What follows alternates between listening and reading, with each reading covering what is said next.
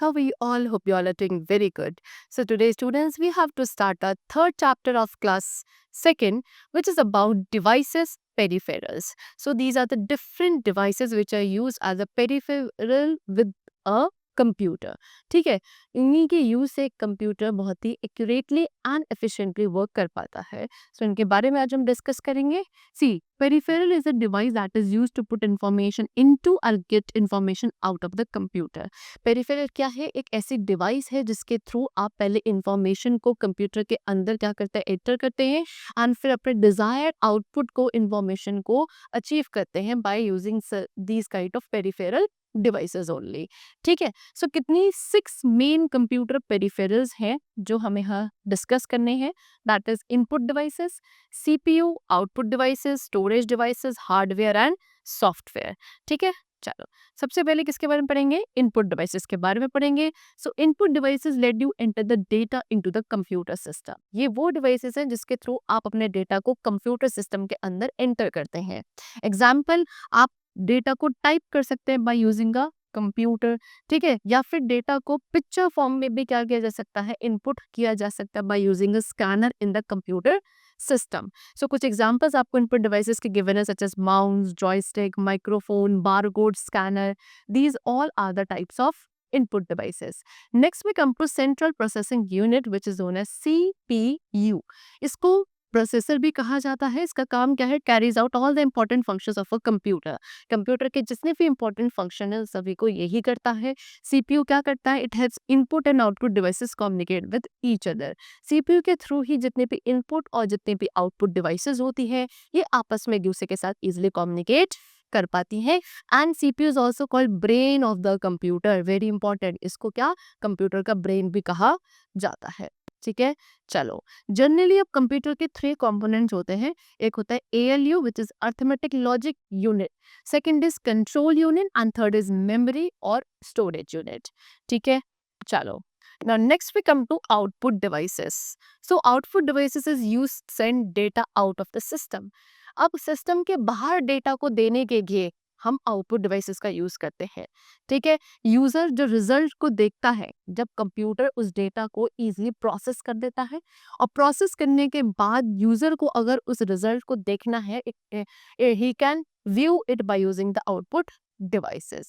Now there are example of some output devices such as monitor, printer, speaker. ये सभी क्या है? आपके output devices है. Now next we are having storage devices.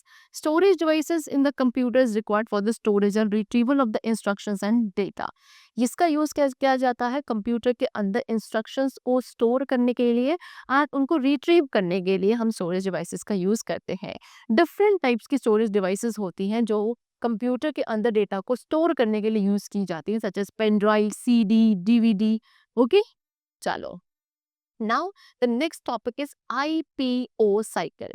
A computer helps us to generate information from raw data. It follows the input process output cycle.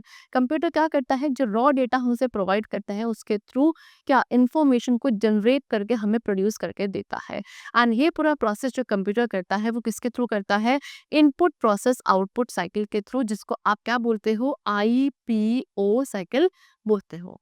So we can enter data into a computer using the keyboard or the mouse. This data is called the input. सबसे पहले हम क्या करते हैं? Computer के अंदर data को input करते हैं कीबोर्ड या माउस का यूज करके. इसको बोला जाता है इनपुट. जो डेटा आप उसके अंदर एंटर करोगे उसको इनपुट कहेंगे. फिर सीपीयू क्या करेगा? उस डेटा को मीनिंगफुल इंफॉर्मेशन में कन्वर्ट करेगा जिसको प्रोसेसिंग कहा जाएगा. And third, after that data is process the result displayed on a monitor. जब डेटा पूरी तरीके से प्रोसेस हो जाता है फिर रिजल्ट को मॉनिटर स्क्रीन पे डिस्प्ले किया जाता है and which is known as output. And this complete cycle is known as IPO cycle, which is input process output cycle. See, let's see an example. आपको एग्जाम्पल यहाँ पे given है. Playing games, हमें games खेलना है. सो input क्या होगा? The players information is given to the computer through mouse button. Players की इंफॉर्मेशन कंप्यूटर को दी जाएगी माउस बटन का यूज करके, which is input. Second is process. The speed and the direction of the players cars is the process. ठीक है, player की जो कार की स्पीड और डायरेक्शन है वो प्रोसेसिंग है। And output the effect of the keys pressed seen in the form of animated pictures and sound. जो की आप प्रेस कर रहे हो उसका इफेक्ट आपको किसमें, एनिमेटेड पिक्चर्स एंड साउंड्स की फॉर्म में दिखता है, इसको हम क्या बोलेंगे, आउटपुट बोलेंगे। ओके, चलो। Now next we come to hardware. Hardware means what all physical components of a computer system. ठीक है, कंप्यूटर सिस्टम के जितने भी फिजिकल कंपोनेंट्स होते हैं, यानी कि जिनको आप देख सकते हो बाहर से, इजी टच कर सकते हो, वो सभी हार्डवेयर कंपोनेंट्स होते हैं। यानी कि जितने भी डिवाइसेस उससे कनेक्टेड है वो सब भी हार्डवेयर होगी।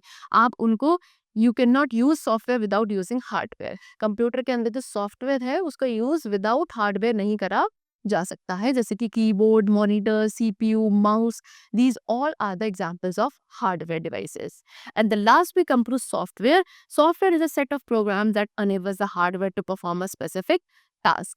सॉफ्टवेयर क्या होता है, प्रोग्राम्स का, बहुत सारे प्रोग्राम्स का एक सेट होता है जिसके थ्रू कंप्यूटर एक स्पेसिफिक टास्क को परफॉर्म कर पाता है, उसे सॉफ्टवेयर कहा जाता है।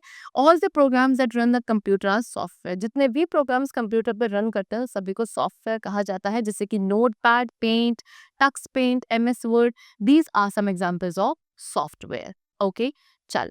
So the chapter is completed. We have discussed all the peripheral devices of a computer. I hope it was very clear to you. Let's meet in the next class. Till then, take care and thank you everyone.